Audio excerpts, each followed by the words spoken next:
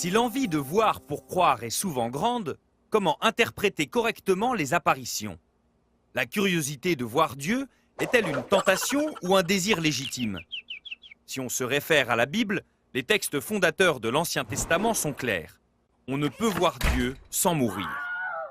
Moïse ne voit Dieu que de dos et cette vision reste incomplète et fugitive. La foi pure se vit uniquement dans l'écoute de la parole. Jésus, lui, vrai Dieu et vrai homme, est bien visible. Il est entendu et touché par ses contemporains, mais la foi seule découvre en lui et au-delà de la vision le Fils de Dieu, le Messie. Après son ascension, le Christ n'est plus visible aux yeux de ses disciples. Et cependant, tout au long de l'histoire de l'Église, des visions du Christ, de sa mère ou d'autres saints vont se multiplier. La plupart de ces apparitions sont accompagnées de messages liés au contexte social, culturel et religieux de l'époque. Elles ne seront authentifiées que dans la mesure où messages et apparitions conduisent au Christ et à l'Évangile. L'Église accueille ces phénomènes, mais contrôle l'authenticité de ces apparitions.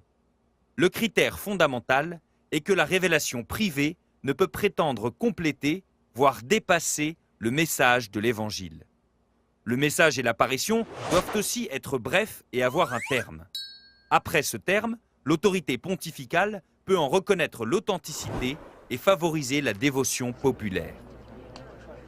En définitive, les apparitions sont jugées non pas sur leur côté spectaculaire, mais sur les effets qu'elles suscitent chez les fidèles.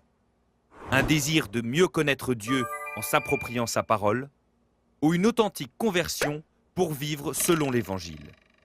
En tout état de cause, notre foi en Christ est fermement établie dans une apparition qui est sans doute la plus extraordinaire, celle qui nous fait voir le visage du Christ dans notre prochain.